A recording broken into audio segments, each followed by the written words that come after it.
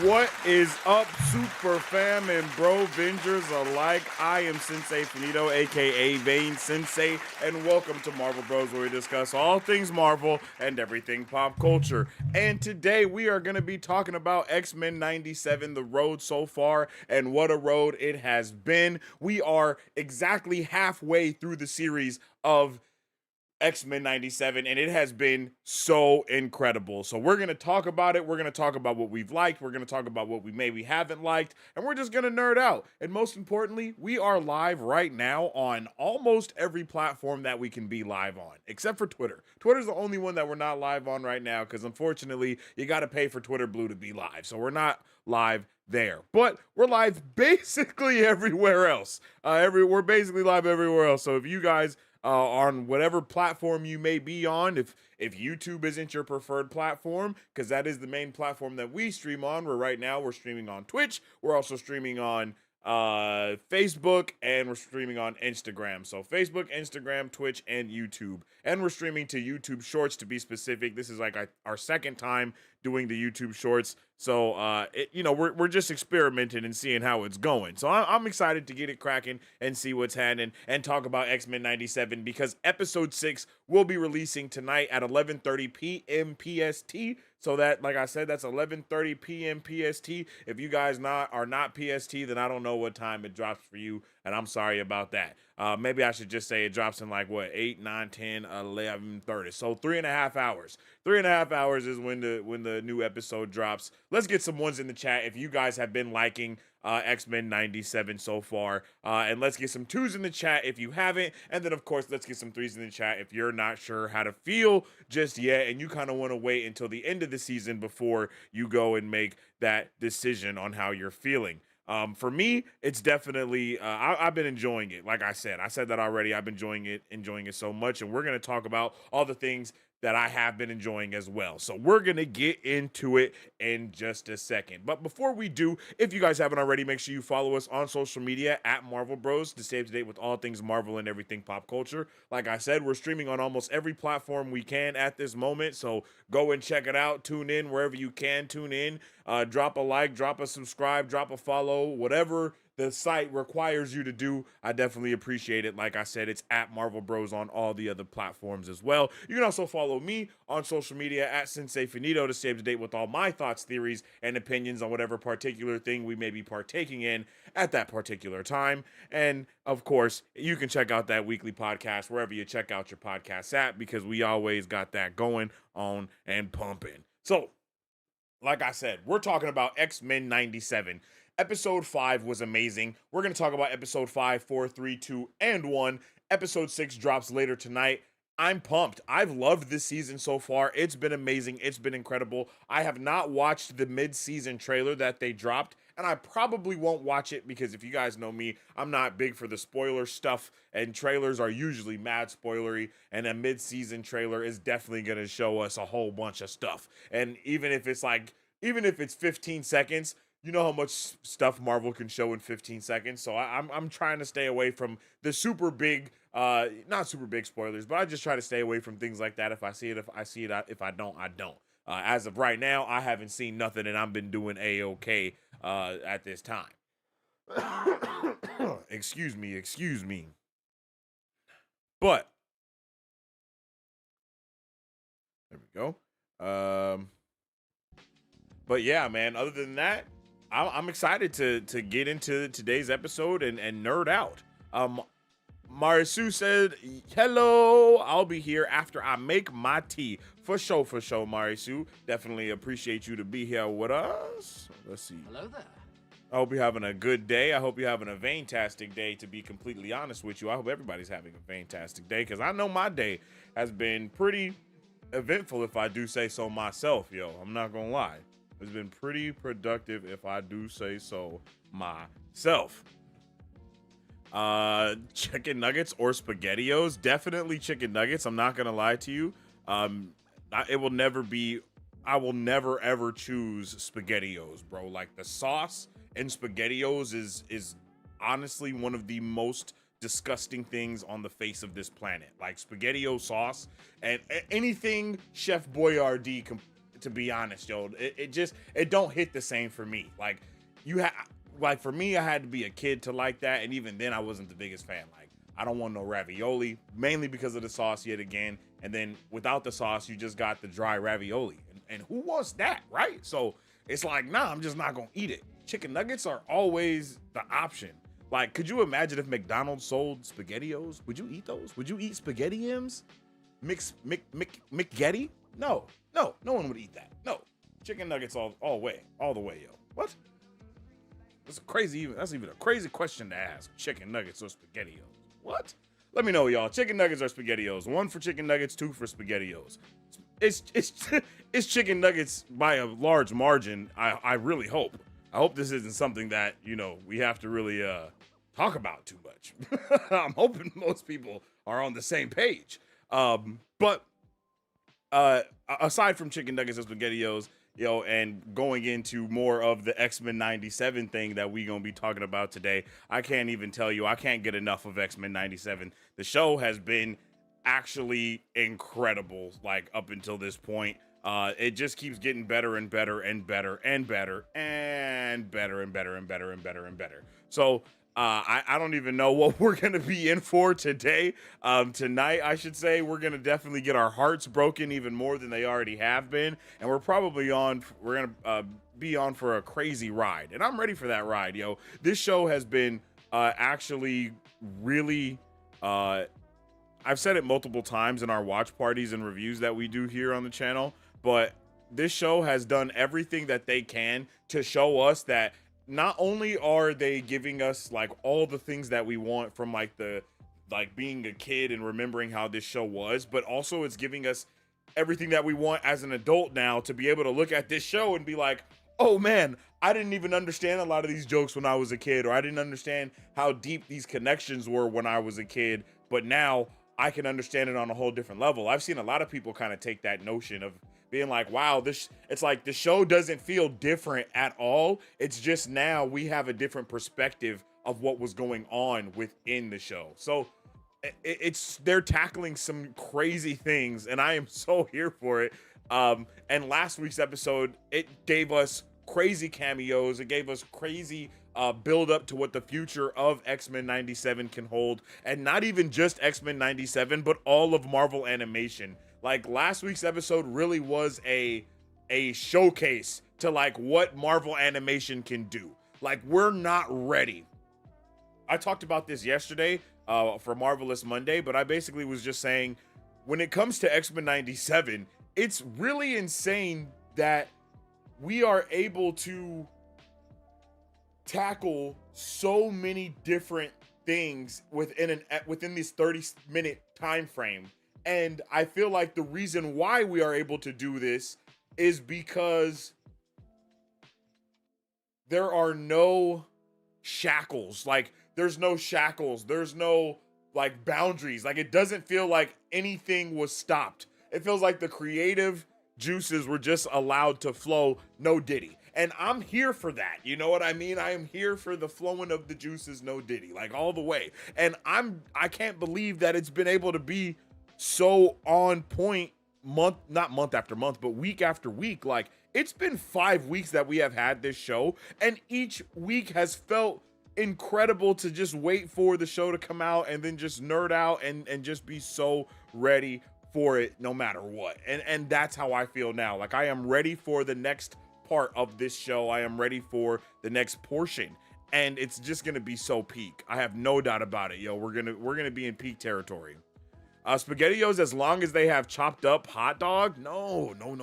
That's even worse. Then you get like hot dog water mixed with the SpaghettiO sauce. It's even more of a big no. Like we don't want that at all.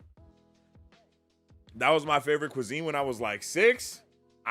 That's how I feel. It's like when I was 6, 8, 10, maybe I could eat some of that stuff, but now, no, I don't want nothing to do with it. It's such a love letter to the original series. I definitely agree with that, Marisu. It is a huge love letter to the original series. But like, there's no questioning that, is what I'm trying to say. If I could say it without stuttering, there's no questioning it.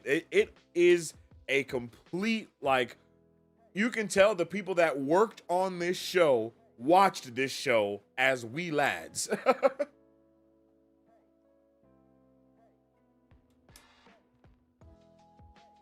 I'm so glad I re-binged it. I re-binged some of it and then I couldn't finish all of it because I thought it was coming out. I think I was like a week behind and I didn't even realize it was dropping in the same week. So I was like, oh snap. Let me watch a couple of like I can't think of the words, but you know, when it's like, hey, this is the story so far, or oh, a recap. I watched like a ton of recaps, and all of the recaps were really good. Like they were really good, really thorough. Like so I didn't get to watch everything, but I got to watch the majority of it, and it, you know, it hits.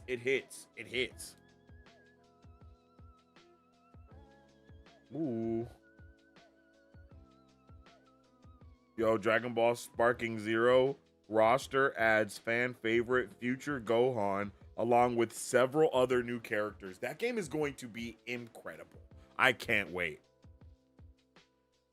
Marisu, you know, you a long time viewer. How do you feel about this shorts tab live? You know what I mean? Like, because I'm pretty sure you watch. Are you watching on your phone or do you usually watch on a computer or a laptop? I'm not sure how that looks. If you want to go back, if you want the horizontal instead of the vertical, excuse me, you can go to our Twitch channel, and that's where we're streaming it in the normal vertical aspect ratio.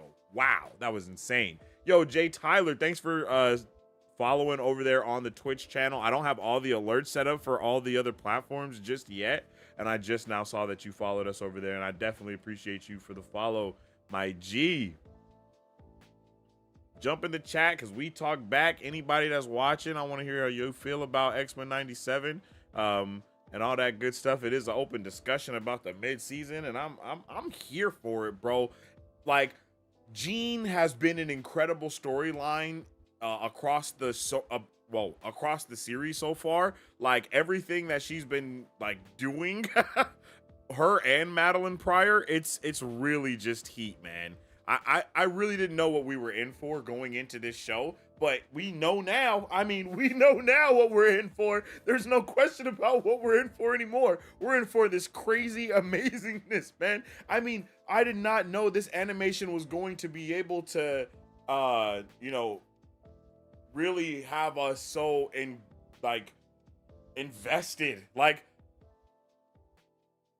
I mean, I was a wee lad when the original show came out, right? Like the show ended before I was born. Like I was born in 96, so X-Men 97, you know what I mean? Like the show ended as I was being birthed from my mother. So that there's a, you know, I didn't really I wasn't there for the Saturday mornings the same way a lot of everybody else was.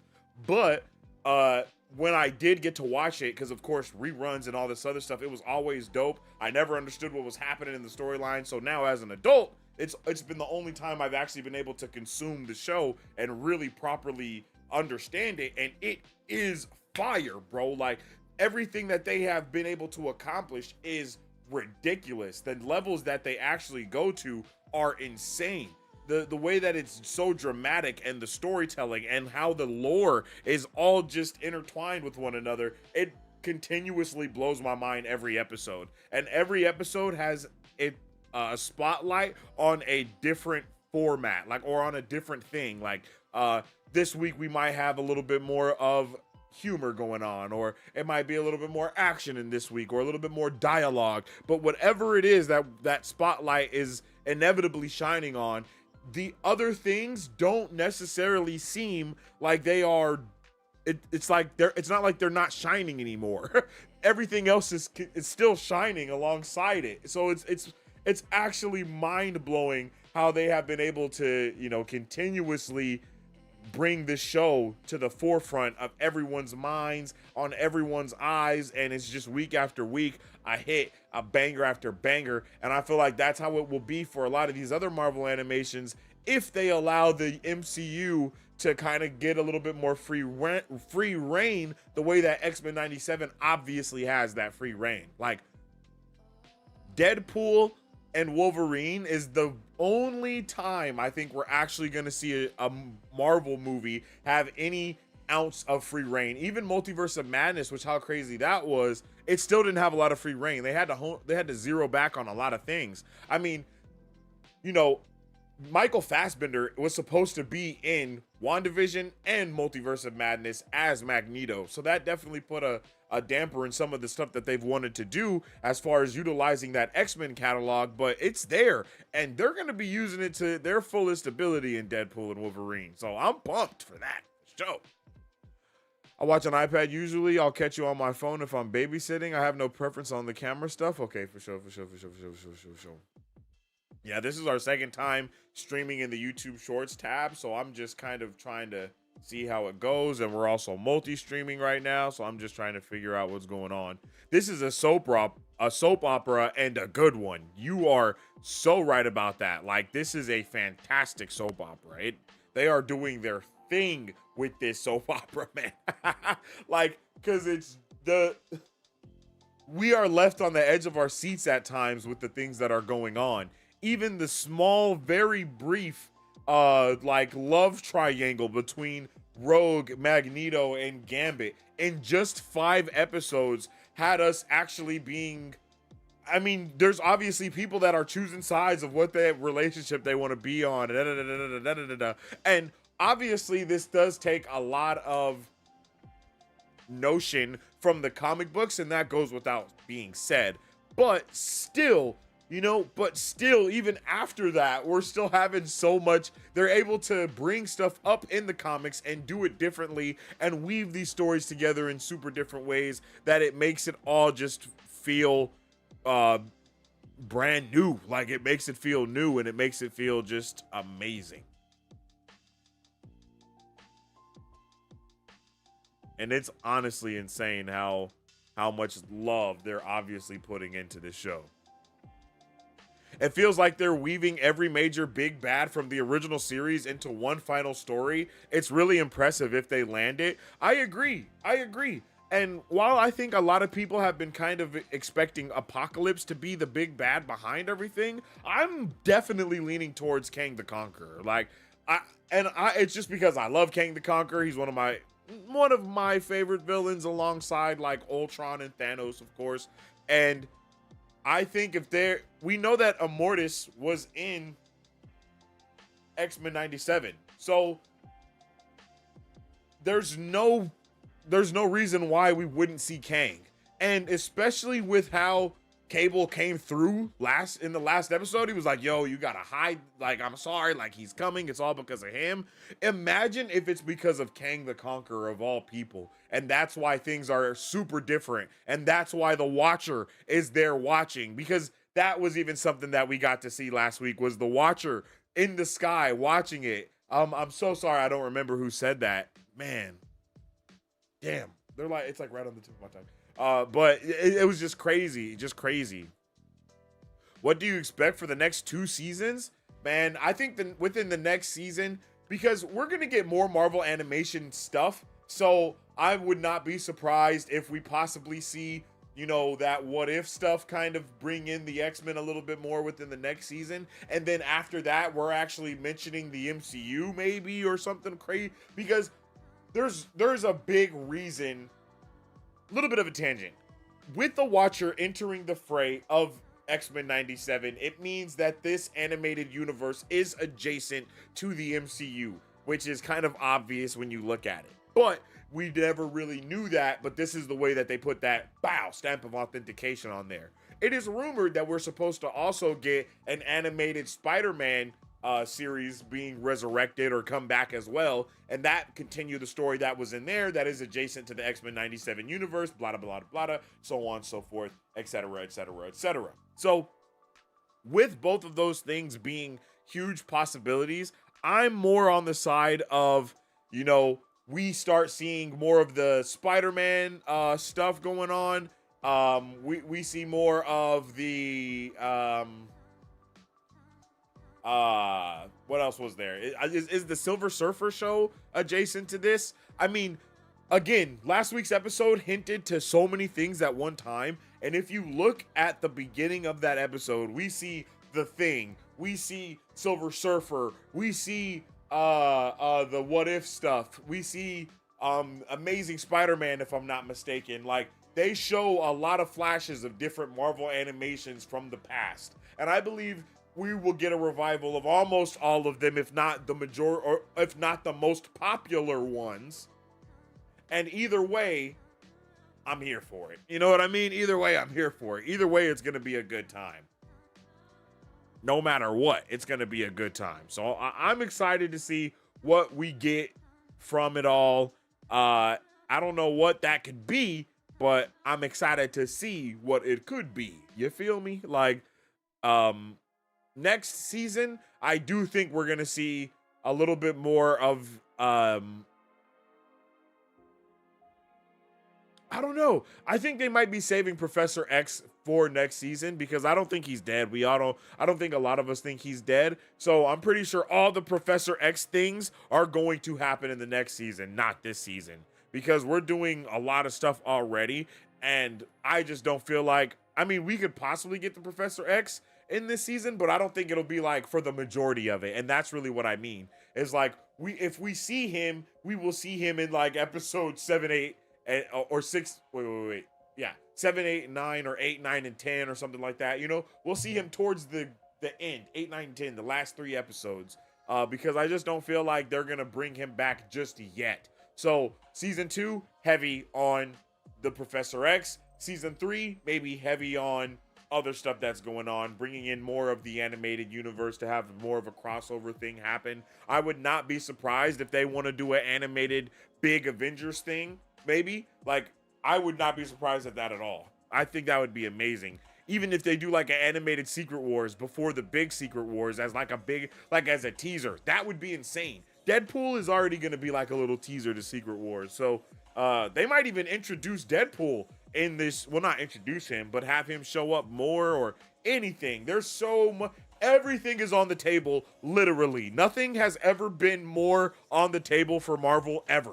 But now, when I say everything is on the table, I mean we can see a full-blown Avengers versus X-Men thing happen in the animation because, you know, like, we know Captain America exists, we know Iron Man exists, we know Spider-Man exists, we know I think Black Panther exists also in this universe, the Fantastic Four. Like, we know other Marvel characters exist in this X-Men universe because we've seen them, even if it's brief, even if it's just a web swing here or a shield there, we know that they're there. So I could see them definitely even going for the gold in that way.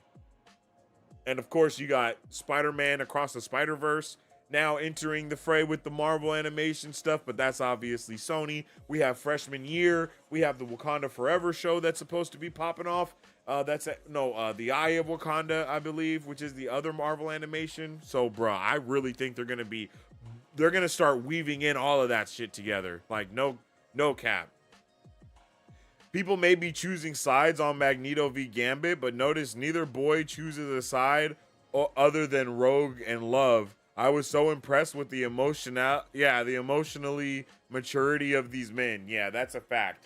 That is a fact. And they went very hard on that. They went like they gave a lot of depth. They gave a lot of insight into what was going on with these relationships, and you know how important and how much Rogue actually cared for both of them as well, and how much they truly cared for her. You know, you have almost both sides of what can equal love to people, which is, you know, you have the physical and the emotional side of love to, you know, together. And on one side, she can get that physical connection from Magneto and the emotional connection from Gambit. But for her, you know, it's like, which side is more important? And she obviously was going to choose Gambit. Gambit doesn't know that. Oh, I beat oh boy. But still, you know, like it's a perfect duality, for lack of better words, between the two. Hello, Chicano Punk. Not sure if I've seen you here before. Our boy Chicano is a OG. Chicano is a triple OG, but you'll see him every once in a while. He's always on the Instagram posts and stuff, and I believe he'd be commenting on our YouTube posts and shit like that too. So big shout out to our guy Chicano for pulling up on us today. Yes, sir. Hello. Yes, the Silver Surfer show is canon to this. And by the way, we got the Watcher in the original series too during the Phoenix Saga. That's right. That is correct. He did watch what was going on there. He saw it. He straight up intervened. Not only that, but he also oh, well, that's something that we talked about yesterday. But the Watcher is going to be a big part of everything going forward. When they dropped the poster for Human Torch for 4/4 day, Marvel did. They also dropped 5 essential readings of comics that would be directly connected to the Fantastic Four movie. Well, not directly connected, but more get their inspiration from those movies. And in one of those comics, I think it's like Fantastic Four 1961 issue number 59, I believe. And in that issue specifically, our boy, the head honcho, Galactus, is pulling up on the Fantastic Four, and the Watcher warns the Fantastic Four about what's going on. So that might be what happens in that Fantastic Four movie, because we know they're supposed to be in another universe as well. So we have a lot of connectivity, we have a lot of connective tissue with the Watcher. He is our multiverse connective tissue at this point. Like the Watcher, Kang the Conqueror, in the future Deadpool, but mainly the TVA and Loki. Those are like the things that are really heavy on the multiverse. And then of course you can bring in Spider-Man, the Spider Society as well. They're really heavy on the multiversal things as well. So you can bring in all those things and put it in together. Richard over here pulling up to us on Facebook. Yo, what's up with them, my guy? I hope you're having a good one. What if they cross universes and become real people when they change? Ooh.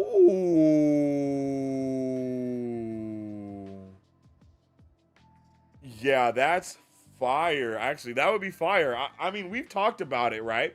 We've talked about that happening, especially since Spot did it in Across or Beyond the Spider-Verse, right? Spot does that going into the Venomverse, but we expected it to be, we didn't know if it would be like, do animations turn human? Do human turns animation? We saw in Doctor Strange in the Multiverse of Madness, when him and America Chavez are falling through her star portal things, one of those universes is an animated universe, and they turn animated. They don't stay human. But in Beyond the Spider-Verse, when Spot comes into the live action, he stays cartoon and doesn't turn human, but he does get more of that like CGI effect go on him, right? But we see Donald Glover as I can't think of the Prowler. We see Donald Glover as the Prowler as a human in the same movie Beyond the Spider-Verse with the other animated people. So I don't think there is one set way that I don't think there's one look. I don't think there's one set way that multiverse crossover happens. I think it's kind of just whatever the rules of that multiverse may be, because we all have different physics and things and that. And I know it's funny to talk about that in the scenario of what we're talking about, but you know, maybe our physics in this universe means that people will stay cartoon, and maybe the physics of some other universe means that they'll turn into humans or whatever. You know, we're not sure how that will all work. And I don't know how that's going to work for Secret Wars if they're trying to do that, because to me, there's no way that they give us that Beyond the Spider-Verse, even mentioning us in that multiverse and everything as being the 616. Our MCU 616 is, you know, they all mention that and everything is going on there. I don't think that happens without them wanting to bring some of those characters like over into the live action for Secret Wars. Yo, Marvel needs to be doing those comic recs since yesteryear. Yeah, for real. I think they've always done something like that, but it just hasn't been as publicized. Because I don't think it's super new. I think it's just something that people didn't know that they did in the way that they did it now. You know, it's like, oh, it's about the Fantastic Four, so this is super important. We need to know everything about this, you know? Because people love the first family. Here it is. Here are those here are those recommendations for Fantastic Four. If anybody wants to go and cop those comics, you have Fantastic Four 1961, issue number 1, Fantastic Four issue number 48, Fantastic Four issue number 49, Fantastic Four issue number 50, and Fantastic Four Life Story. And that is a 2021 issue, and that's issue number 1. So these are 5 different comics that they have as like some recommendations to put on your list to get ready for that Fantastic Four movie that's going to be coming out next year. I believe it's July 25th or something like that. Or is that Superman? I think that's Superman, but I do believe it does come out. No, it comes out 2026, actually. I think it's July 2026. I don't know. It's here somewhere. Maybe it's not here. Yeah, maybe it's not here. My bad.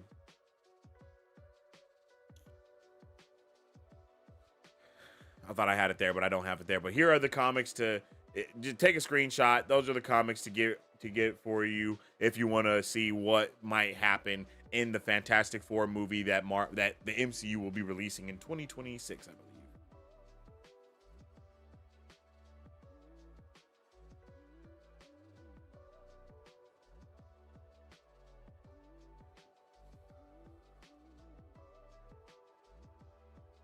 The 90s Spider-Man cartoon, yeah, that.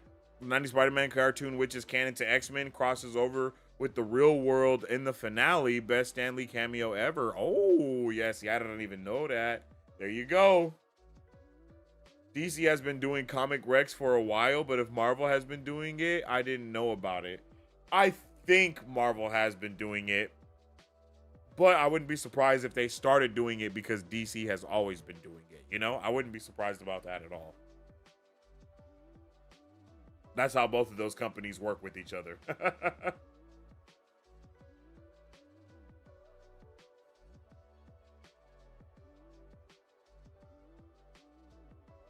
But yeah, yo, tonight is the start of the second half of the season. And I have no idea what we are going to be in for, but I'm pumped for it. I'm excited about it. And I really hope everybody else is excited about it too.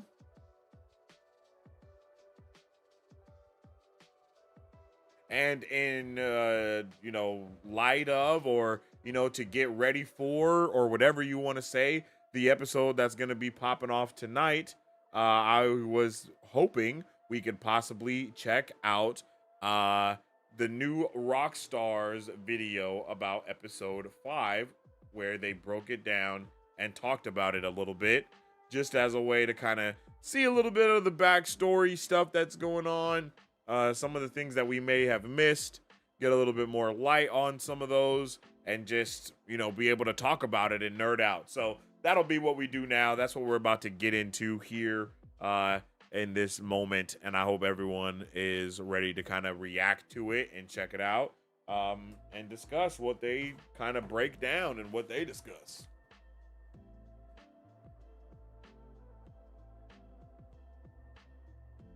Damn. Headphones are stuck. There we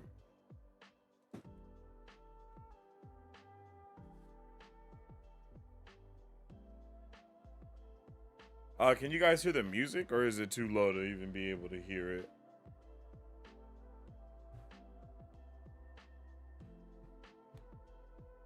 I can hear the music, but I don't know if everyone else can.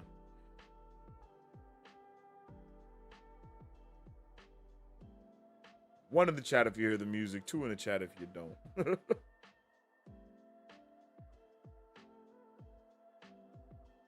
I hear some. Okay, bet. Bet.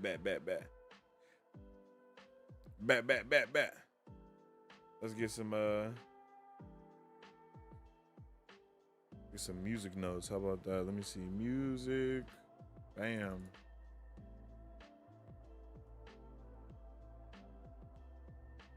E. E. E. E. Yo, I love the new emoji thing. That is crazy fire.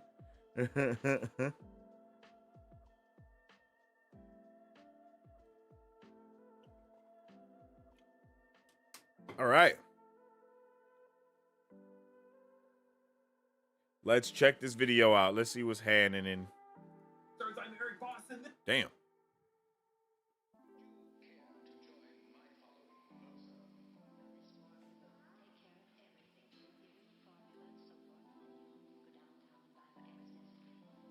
Yeah.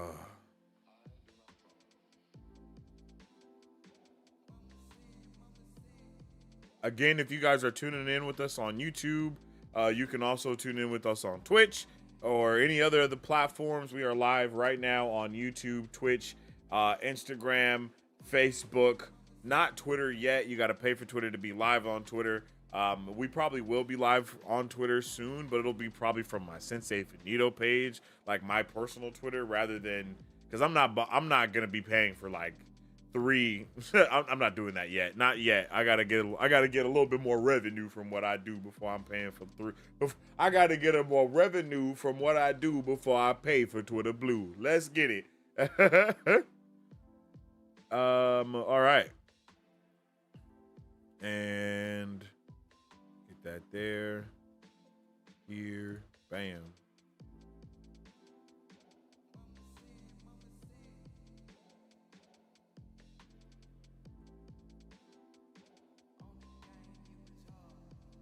X-Men 97 episode 5, remember it. I think maybe.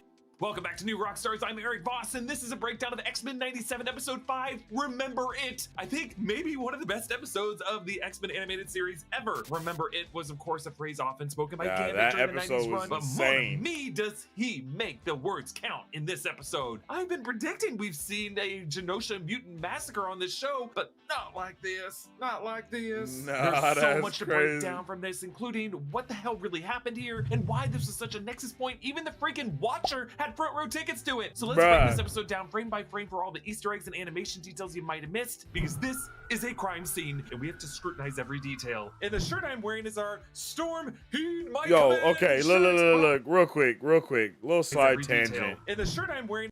How the hell are they able to make these shirts and get money from it without getting a DMCA? You know what I mean, or something like? How is that possible? Because this is dead ass just a still from the show, like, unless someone redrew it, but I have a high doubt that that is what happened here. You know what I mean? Like, this looks exactly like what happened in the show. Like, this is not to me, this doesn't look like something that was redrawn. This is obviously Deadpool and Wolverine. This is obviously Storm. Like, how are they able to do this? Is our Storm Heed My Command shirt, but also in honor of this episode, we have a Gambit shirt coming down the pipeline. You can grab both by going to Nerd. This is like X-Men 9/11, and I say that as someone who watched 9/11 on live TV. It's the opening sequence. You see the shot of Cable fighting Apocalypse. Point, this is from season 4, episode they 18, did definitely have it when give Cable us that and his son Tyler and some other rebels infiltrate Apocalypse's Lazarus chamber just to find there's a trap laid by Apocalypse to acquire this time travel technology. And this specific cube does come back this episode. It's gonna be very important to the season, I think. But is it Apocalypse or is it Cable the reason why we are seeing this here? Because Cable does return this episode, but I feel like the Apocalypse of it all might be why we're seeing it. He could be the he that Cable is warning about. Like I said, yo, I think he's talking about Kang. I don't think he's talking about Apocalypse. I don't think he's talking about no other villain. Well, I should say I'm hoping he's talking about Kang. And I do think he's talking about Kang as well. Is behind the E. It's for Extinction, Fall of Genosha Attack, and Grant Morrison's comics, but Cable does say he. They add back in this shot of Storm fighting Callisto and for the other Morlocks from season 1, episode 5, Captain Apart. Obviously, we're seeing this because Callisto croaks this episode. And then we see this interesting shot of Gambit and Nightcrawler fighting side by side. Gambit with sabers in each hand. Okay, on the news, Trish Tilby reports. Trish Tilby is a longtime TV reporter who first appeared in X Factor number 7 in 1986, but also cameoed in the season 5, episode 10, Graduation Day episode episode. She sits Damn. down with Beast, making him blush by calling him a renowned scientist. Like, that's what does it for him. And of course, we see the photo of the original X-Men team in their costumes from the first ever comic appearance in 1961, Let's go. including the adorable Cloud version of 1961. Same year we were joins the talking interview about too, that saying their Fantastic classes Four include comic. Big Death Machines and Vampire Dinosaurs. Big Death Machines referring to Sentinels in the Danger Room, and Vampire Dinosaurs referring to Sauron. Dr. He Carl is Lycos from the coming. Savage Land Bruh, episode. I think it's Trigon Kang. Mutant who is an energy vampire. I think it's Kang. Personally, I think it's Kang. Like, I don't think it's... That's just me personally. What's up with it, Mike Beasy? Hello there. How you doing, G? Hope you having a good one, fam. Are you ready for X-Men 97 episode 6 tonight, brother? Oh, no. A couple of youngins who were up to no good. I'm sorry, no Empire. We see Morph and Wolverine shooting some b-ball outside school when a couple of youngins who were up to no good. I'm sorry, 90s me just kind of crept in there. But Jubilee and No, that's Roberto cool. is watching what appears to be the same TV program of a guy with the red Letterman jacket that they watched back in the Fire Made Flesh episode. But notice how Trish's B-roll is able to catch a lot of these mutants in just their sad private moments, including Scott and Jean from multiple angles, inside and outside, with their backs to each other during morning coffee. Jean's hair is now back in a ponytail because she doesn't want any confusion over whether she's Jean or Madeline. X-Men director from the 90s era, Larry Houston, tweeted in the past few days that all the way back in season 2, episode 7, Time Fugitives Part 1, when Jean Grey scanned Cable's mind, images of Scott and Jean appear, but Jean in that vision had long hair, whereas Jean at this point in continuity had a ponytail, implying that all the way back in 1993, they intended on Cable's mother being Madeline Pryor. They knew back then, and Jean at the time reacted a bit confused, saying, how could this be? Houston clarified on Twitter that Jean in that moment was seeing a memory image, not a snapshot of the future. Phrasing that was very confusing because Cable is literally from the future, but he was seeing his memory of who his mother would be rather than like predicting that they were going to be doing this Goblin Queen storyline in like a Disney Plus reboot. So Trish reported. Damn! They knew way back then that they was about to do that? That's crazy. They knew they was going to finesse us and break our hearts way back then. Mari Sue, they've always known. Apocalypse and Kang have a common Egyptian connection. I've been insisting this will be relevant since forever. That is very true. You have been saying that a lot, Marisu. I think you were saying that too around the time when we were watching Moon Knight. I think you had also brought that up then. And that is a super good point. I'm not gonna lie, that's a really good point. I think that's the best way to do it. I'm not gonna lie, yo. Like, let's just let that happen in that way.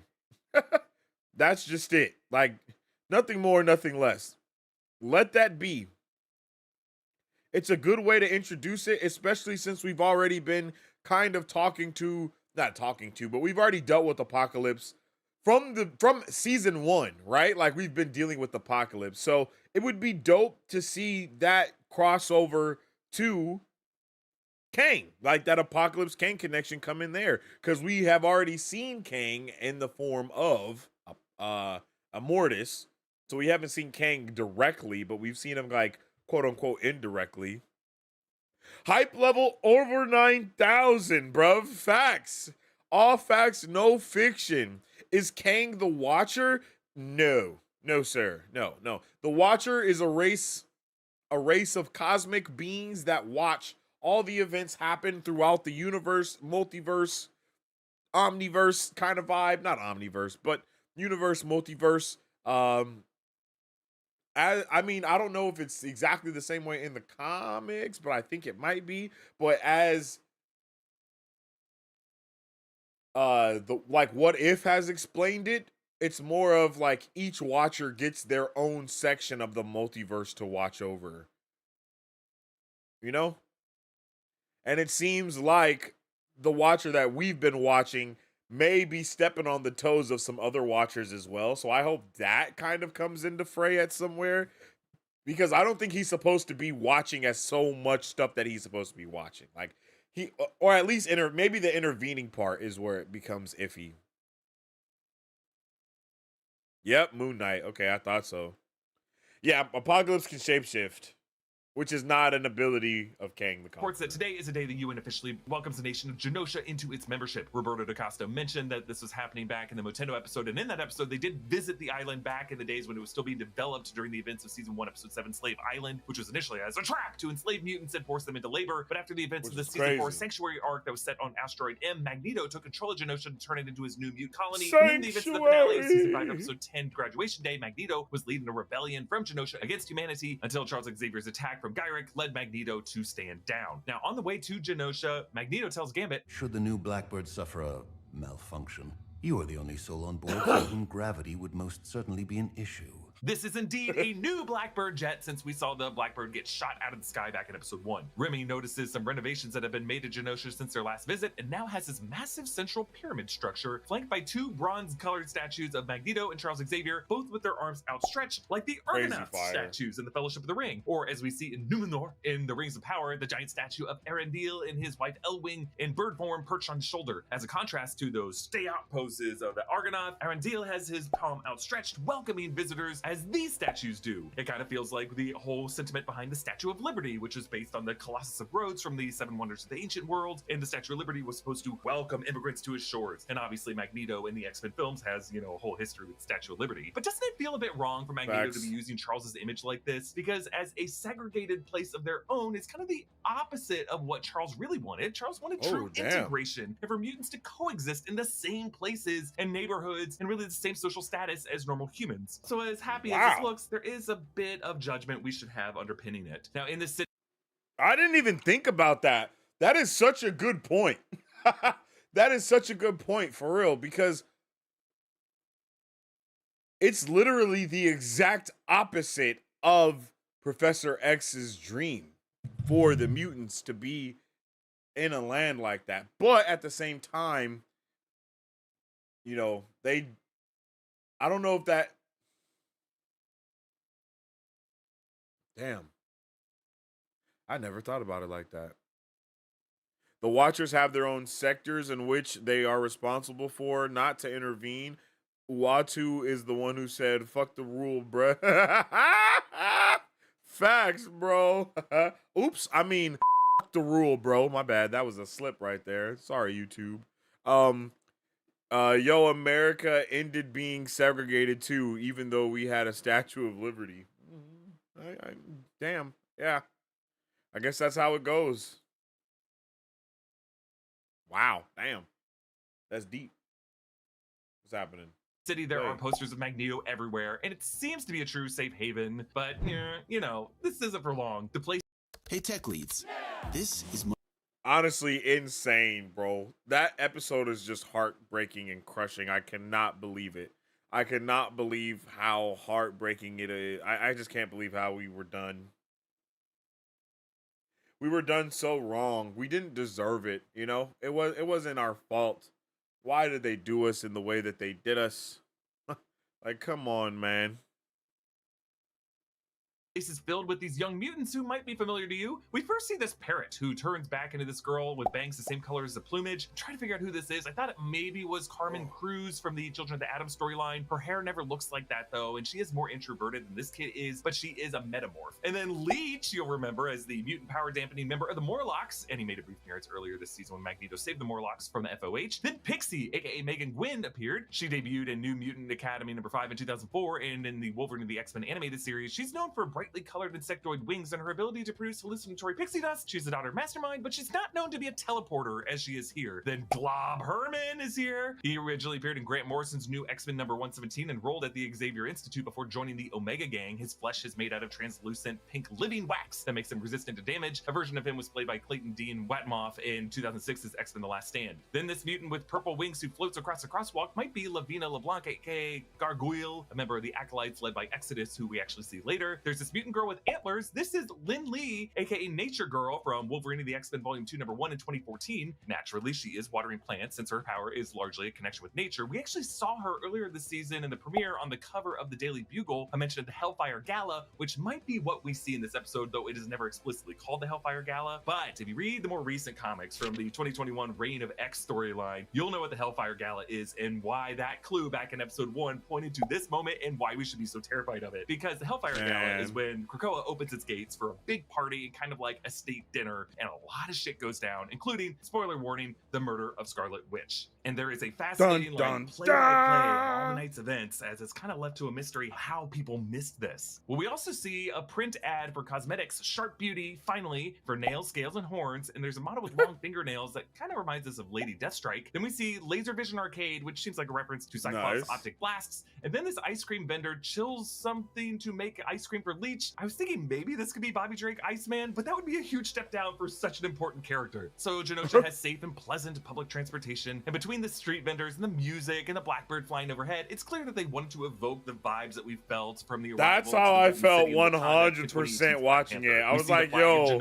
it definitely felt like we were going into, you know, Wakanda, like 100%. Holding mean signs, signaling only hate. Here, the mutant signs read, "Mutants matter, Magneto is right, and welcome X-Men." And the phrase "Magneto was right" was a popular rallying cry by mutants in the wake of Magneto's supposed death shortly after Magneto was right, Thanos was right in the comics. And greeting them is Dr. Valerie Cooper from the UN, and she's voiced by Catherine Disher, who originally voiced Jean Grey, or was it Madeline, in the 90s run. And we need to keep an eye on Dr. Cooper, I think. She's always around when bad shit happens, right? Like, I think she could be a form of Mystique. Or, based on the fact that a giant wild sentinel attacks this episode, she could even be a form of Cassandra Nova, who leads the E's for Extinction Genosha Massacre in Grant Morrison's run. So, Charles Xavier's Mumudrai evil twin, who will be the villain in Deadpool 3. Just keep an eye on Dr. Cooper. We'll keep talking about her throughout this breakdown. Okay, I didn't even think about that either. I can't believe we're I was seeing about to her say, already. we know she's Madeline going to be the Pryor. villain We for learned that she earned a spot DP3, in so Genosha's High Council. We also get the return of wild. Nightcrawler, Kurt Wagner. Nightcrawler is voiced by Adrian Hoff, who voiced him for his appearances in the 90s run, Season 4, Episode 8, Nightcrawler, and Season 4, Episode 14, Bloodlines. Hoff also played Jean Grey's father in 2006's X-Men The Last Stand. When Nightcrawler teleports, he technically travels through what's called the Brimstone Dimension. And so the transfer is often accompanied with these wisps of smoke. Since Wolverine's sound effect for his claws is snicked, we will refer to all Nightcrawler teleportations by his sound effect,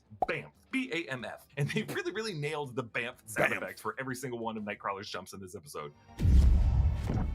Gambit remembers Nightcrawler's killer monks back at the monastery, referring to the events in Season 4, Episode 8, Nightcrawler. Kurt is now here in Genosha working with all the faith communities as he is a devout Catholic. And Nightcrawler being this leader figure for all the faith communities within mutant kind is something that we do see in the Krakoa storyline. Nightcrawler bamfs Rogue and Gambit to the Genosha marketplace. This bird girl flaps past them and reacts to their sudden appearance, rightfully freaked out, and the pixie whispers something behind her hand. They did such a good job with the animation, making these kids feel like authentic kids who are just like comfortable and I agree with that. That stood out to me as well. It's like, yo, it's just kids in a city just chilling. But then Pixie teleports to grab Leech from behind, and then we get this weird edit where Glob Herman is still walking to the right, and then immediately is in the next frame before Pixie reappears with Leech. He's already there at the fountain, fist bumping this other kid.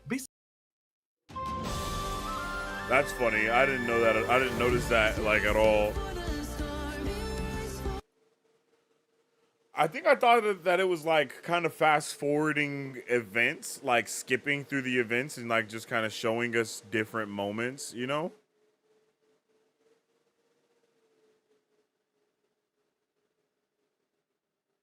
Of therapy and didn't need it after one session with my eyes without any covering, and he and Jean kicked parts when Leech, whenever this was, that Ruby Girl was her.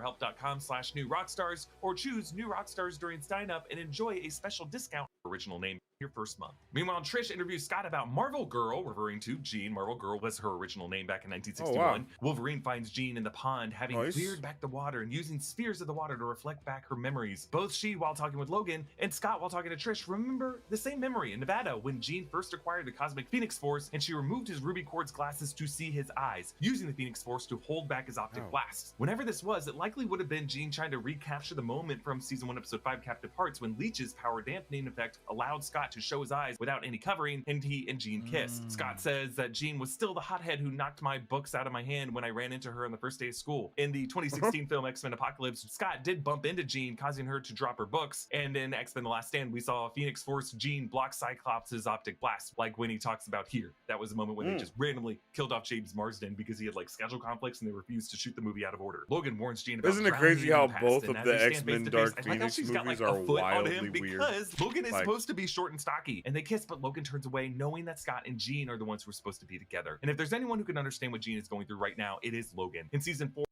I could not believe that she went off on Cyclops later on in the episode after she after she just kissed Wolverine. That shit was crazy. I was like, wait, is she serious?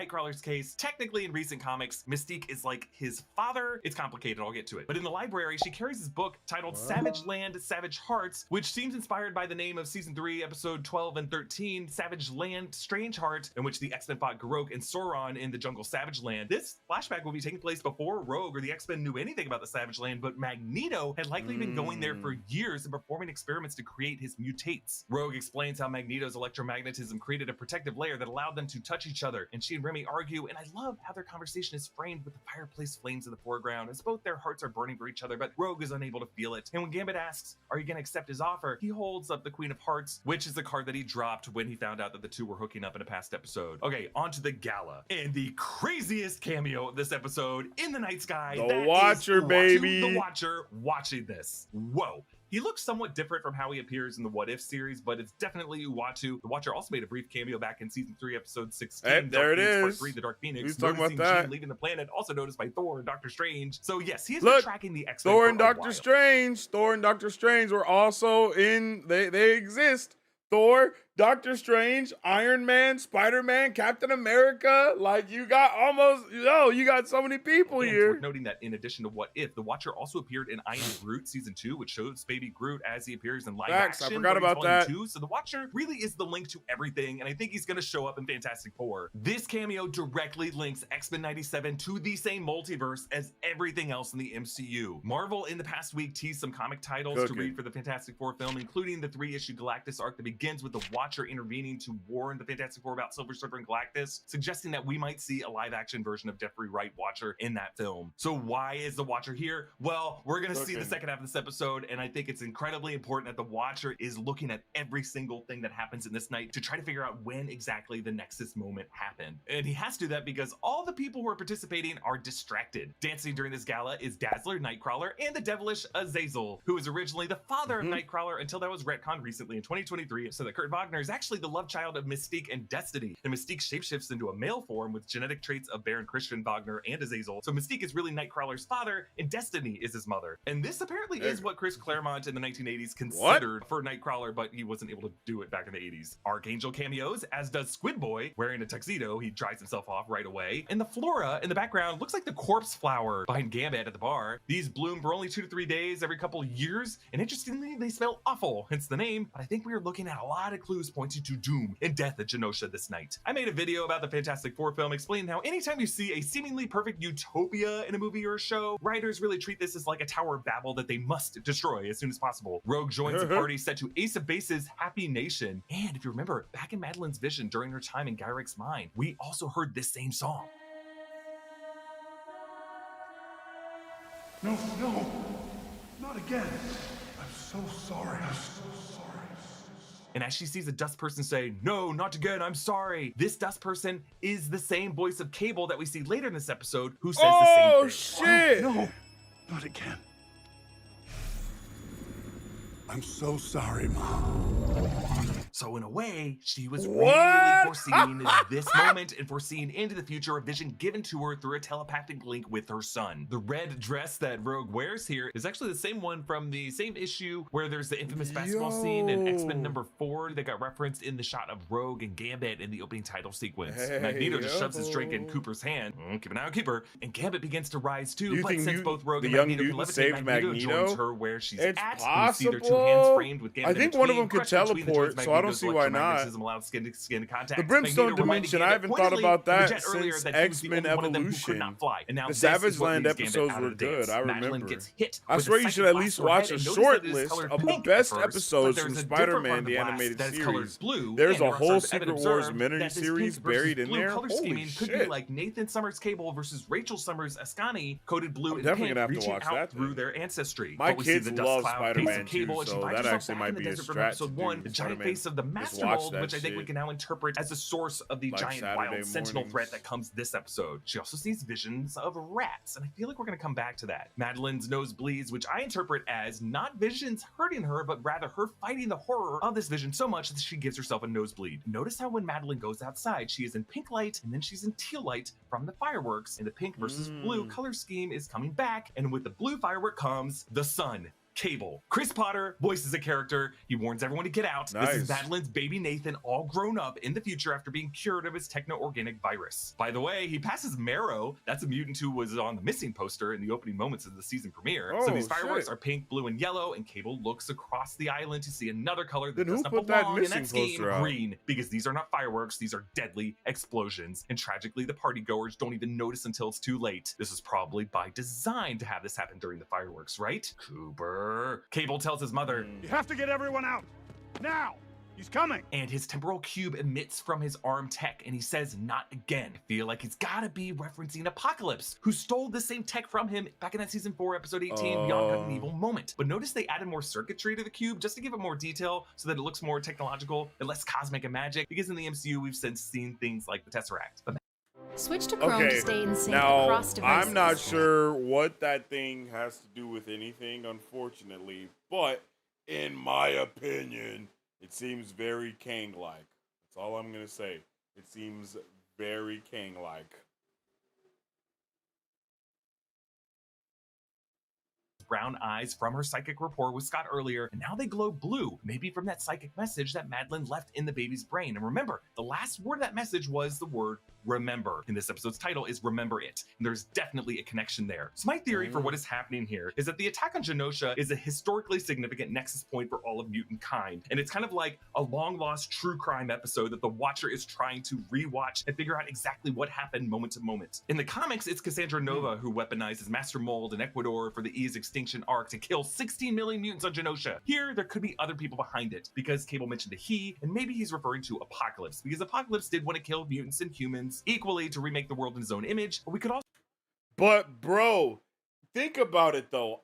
For some reason, I just feel like mutants is a direct equal to Kang the Conqueror. Like Kang, I don't know why, but I feel like the reason why our sacred timeline, which is, I have a lot of things to say about that, but I feel like why our sacred timeline that Kang the Conqueror has created does not have mutants, or at least didn't until recently, is because they are also a direct link to Kang the Conqueror entering the fray. I don't know why, but I just feel like it has a connection.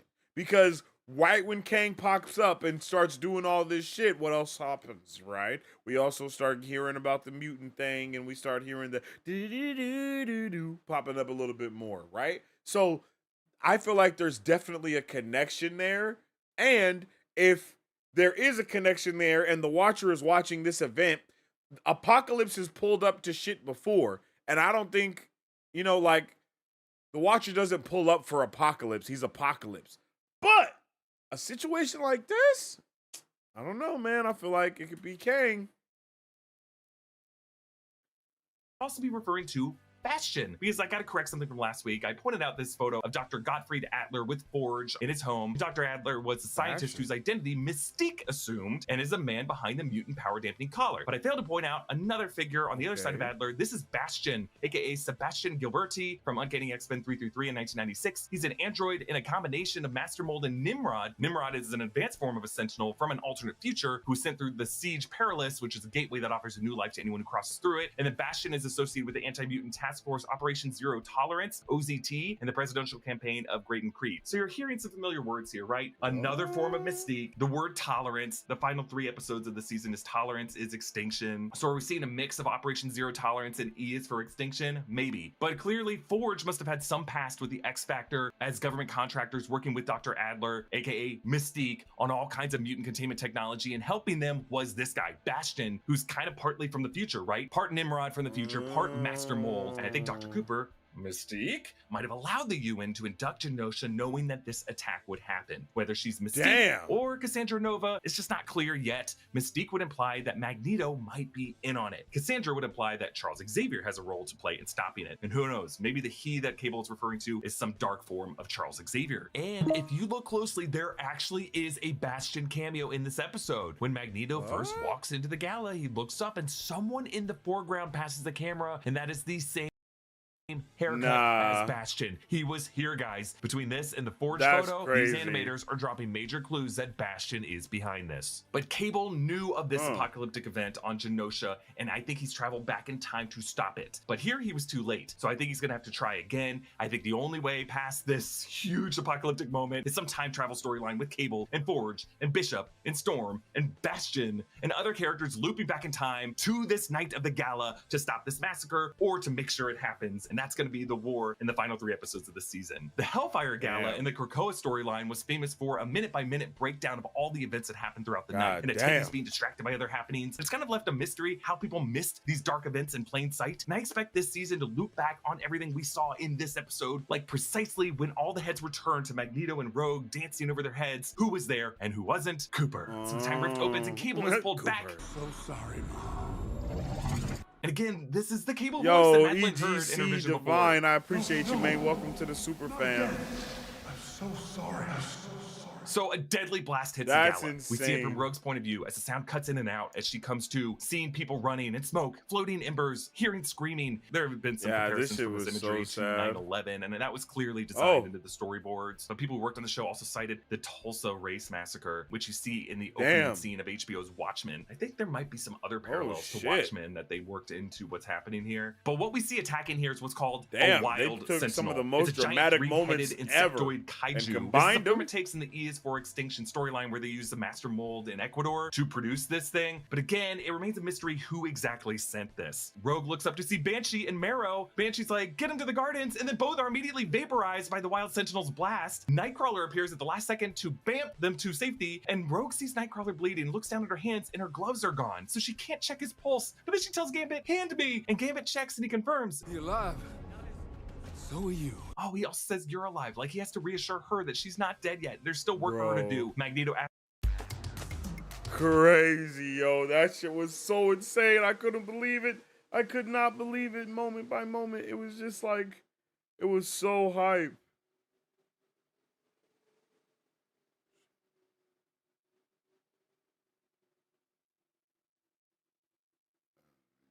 It was so hype. It was so insane. I was not prepared. are dead, and Gambit says so many. You'll notice that this episode asks the question repeatedly, but never confirms the casualty count or even an estimate. Maybe because it's Disney Plus and 16 million dead people is just too astronomically high for one night. Or maybe they didn't want this to be exactly E is for Extinction and didn't want to give us a number. But we see corpses, Sebastian Shaw, Dazzler, Squid Boy, and Callisto. And I actually think we see the moment of her death as her pupil contracts. Oh my god. Damn. The Wild Sentinel drops rows and rows of Sentinels. Dr. Cooper waves fleeing mutants to the gardens, but notice how they immediately get zapped, vaporizing like the victims of the Martians in Steven Spielberg's War of the Worlds. I believe that initial laser sound effect might have been sampled from the tripod laser in the New Jersey attack scene of that movie. Magneto says, We shall not live our days wondering if we could have saved more. Speaking of Steven Spielberg and knowing Magneto's past, See, we bro, are like, reminded I of feel like Oscar that's one of Schindler the, and this is Schindler's one of the List. reasons I why could've it's saved so more. hard to do Gambit goes X-Men full stuff, Akira because on his everything about motorcycle, kicking X-Men up is dust as the tires crazy, charge through the Sentinels. wild, Magneto, like, protected in an electromagnetic bubble, collides with the statue of Charles and tragically crushes a group of mutants. Oh no! So Magneto spirals, he flashes to the statue face of Charles, and he briefly flashes to himself with his hand on barbed wire, being led into Auschwitz, and he and his parent with the yellow stars that the Nazis forced Jews to wear, and you can see tears on young Eric's face. And what does he use to whip the Sentinels? This train! The fact that Magneto goes from his own Holocaust trauma, saying they shall be avenged, and using a train to do it, it's powerful symbolism, because many of these victims were transported to the camps in train cars. The Morlocks wait below, Scaleface, Ferg, Abe, Tommy, and Leech, and Mask you see in the final shot. Optimistic Leech believes Callisto will find them. Sorry, kid. And if not, maybe Magneto, but no, it is Gambit who saves them with Ron Wasserman's theme music pumping. The Wild Sentinel says Omega threat detected, as it said with Storm, but now the Omega threat is Magneto. Magneto protects the lowliest of mutants, the Morlocks, to fulfill his promise. And he says to Leech, Hab keine Angst. which in German translates to do not be afraid. The Wild Sentinel charges up up to fry the people on the rooftop. And there's a quick cameo by Bo DeMeo himself, the showrunner What the fuck? What the for these episodes, who was abruptly fired by Marvel the week of the premiere for reasons we still don't really know. Gambit and Rogue episodes to the rooftop. And there's a quick cameo by Bo. Bro, what? Bro, what? This is crazy. This is crazy. Bro, what?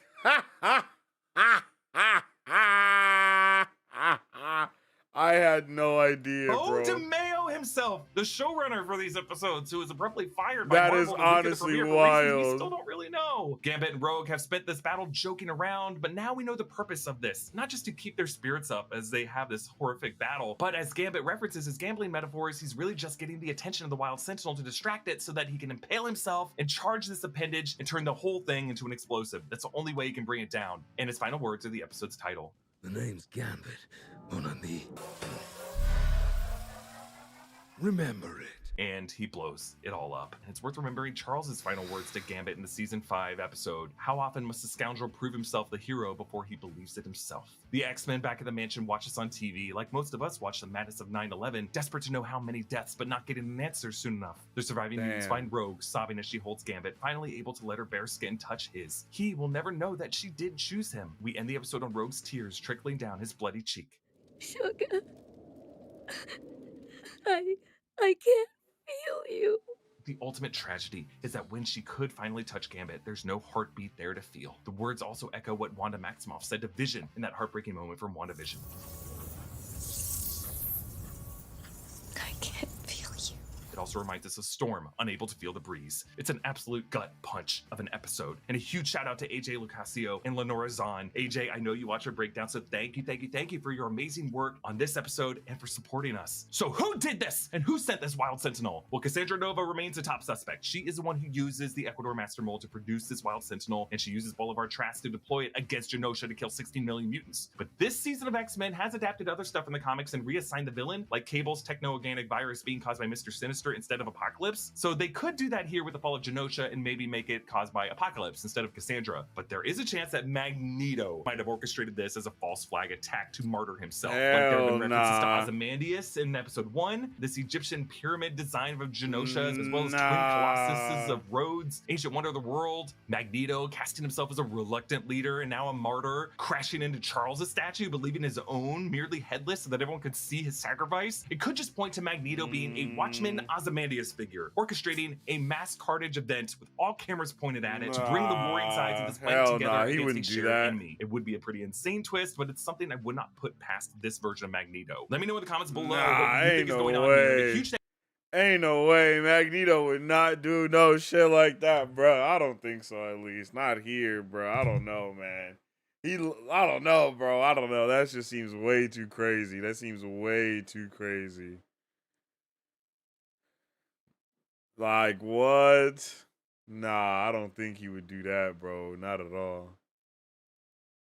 Like, that's wild. Right? That's wild, right? I envisage rivaling timelines where Kang and Apocalypse keep trying to one-up each other. Humans versus mutants. Ooh, that actually would be pretty fire. The Shi'ar Empire is going to factor back in somewhere. That can always explain super technology. That's very true. That's very true. Have you watched the trailer for tonight? Nah. Yo, Bo DeMaio recently appeared in an internet interview by Grace Randolph. Have you seen it? No, I haven't seen it. I might have to check that out. I haven't seen it. Have you seen this? Have you heard about this? No, I haven't seen it. I haven't heard about it. He might be staging a comeback. That's crazy. Holy crap, he compared it to 9/11 just like I did. Yeah, that's what I was saying earlier. He compared it to 9/11. Like, what? That's wild. Nah, bruh, I know his Magneto too well. He's too regal to do something that sabotages his own kind so much. Like, why would he do something like this? Like, on this level? I just can't see that happening. Like maybe on a smaller scale, like I could see him doing the thing with like at the courthouse, maybe like, but this, I don't think he would do this much, you know? Maybe the courthouse, and I don't think he was supposed to. I don't think like Storm was, but even that, like Magneto was obviously the target. There's no way he knew that Storm would jump in front of that Black Bolt and save him. You know what I mean? Like everything does kind of point to the news anchor lady more than it points to anyone else, for sure. So I don't think Magneto has anything to do with what's going on here by any means, because man's just he's not gonna do that. He's not gonna do that. There's no way. Apocalypse would do it for sure. Evil Bro that we was just dealing with in the last episode with Madeline Pryor would do it for sure. But you know, other than that, I can't see a reason for that to happen. You know what I mean? I can't even see a reason for Kang the Conqueror to do. I can't see a reason for anyone to do some shit like this. So that's why it's like, it has to be the people that freaking, it has to be like something crazy wild. But I don't know. But whatever it is, I'm here for it. I'm excited for it. And I'm going to be ready for it tonight at 11:30 p.m. PST. It's going to be an amazing vibe. It's going to be crazy. Because, I mean, this episode has been, well, not this episode, but episode 5 was freaking crazy insane. So, like, you just know the next episode is going to be just as crazy. And here is the link to that episode that's going to be coming out tonight that we're going to be checking out. If you guys are interested in checking it out, that's where it'll be. I have an event set for it on Facebook too, so if you're tuning in there, that's where that'll be for you. And yeah, man, we're going to be live again in about 2 hours to watch episode 6 of this show. I am so pumped. I'm so excited, and I am just so hyped, yo. Like, there's nothing else to say. I am so hyped about getting it in tonight. Whoa. I don't even know, yo. There we go. Yeah, tonight at, so I don't know what time it is where you at, but if you click in 2 hours, yeah, in 2 hours, we're going to be live watching this show. So I'm excited to check it out. I'm excited to get into it. I'm excited to be able to share the vibes with everybody. Yo, I'm going to be pumped to get into it tonight. You know what I'm saying? It's going to be honestly insane. What's up with the Team Samurai? How you doing? I hope you're having a good one today, brother. You're coming in at the end of it. I hope to see you later when we do our watch party and review for X-Men 97. It's gonna be insane. It's gonna be so much fun. It's gonna be awesome, yo. It's just, yeah, I'm super pumped for it, yo. What's up with it, the real Jamaican boy over there on Instagram? How you doing, my G? Bro said, yo, Sam Raimi is reportedly in talks to direct Spider-Man 4 for Marvel Studios. It's possible, but I don't think we've had anything super concrete on that. I know that was one of the reasons why they were kind of doing this re-release of the Spider-Mans coming out in theaters, was to kind of tease and see if people would want to jump over there, would want to jump on there and kind of join the vibes. But you know, who knows? Who knows what'll happen? It's possible. Anything is possible now. We will see Tobey Maguire reprise Spider-Man for sure. It's just not for sure if it's gonna be for Secret Wars or for a Spider-Man 4 that might come out. So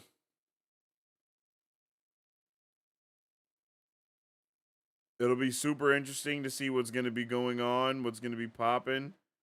And Yeah, man, I'm excited to get into it. And like I said, we'll be back here tonight in about 2 hours to watch episode 6 of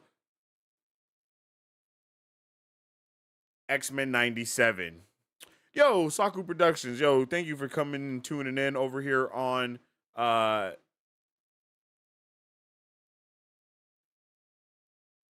YouTube from Instagram. Appreciate that. But yeah, guys, T minus 2 hours until X-Men 97. I hope everyone is pumped for it. I hope everyone's excited. Let me know. I hope to see you guys soon. Like I said, that the chat is in the, you know, the video or the event for that watch party is there. We will not be streaming to the shorts tab for that, though. We will be just streaming to regular YouTube, but we'll also be live on every other platform. So don't you worry, a pretty little head. Okay, so wherever you're tuning in with us, you'll be able to tune in with us again then. So see you guys in a couple of hours, and I hope you have a good rest of your night. Until then, go get you some food, go get you some snacks, run to the stove, get you some cereal so we can have some cereal for tonight's episode, all right? I definitely appreciate each and every one of you guys, and I appreciate you for tuning in with me today. If you haven't already, make sure you follow us on all social media platforms at Marvel Bros to stay up to date with all things Marvel and everything pop culture. You can also follow me on social media at Sensei Finito to stay up to date with all my thoughts, theories, and opinions on whatever particular thing we may be partaking in at that particular time. And you can check out that weekly podcast wherever you check out your podcasts at, man. For sure, Apple Podcasts, Google Podcasts, wherever it is, let us know how we did, okay? I definitely appreciate each and every one of you, as I said. And as I always say, I hope you guys have a fantastic rest of your day. I hope to see you later. Stay awesome, stay nerdy, and don't forget to stay marvelous. Excelsior. If you guys would like to support Marvel Bros, all you gotta do is visit our website at www.marvelbros.com and buy some merch. Represent the superfan. Or you can join our Patreon to get early access to content, patron-only scoops, giveaways, private Q&As, and those sacred watch parties. We appreciate you guys.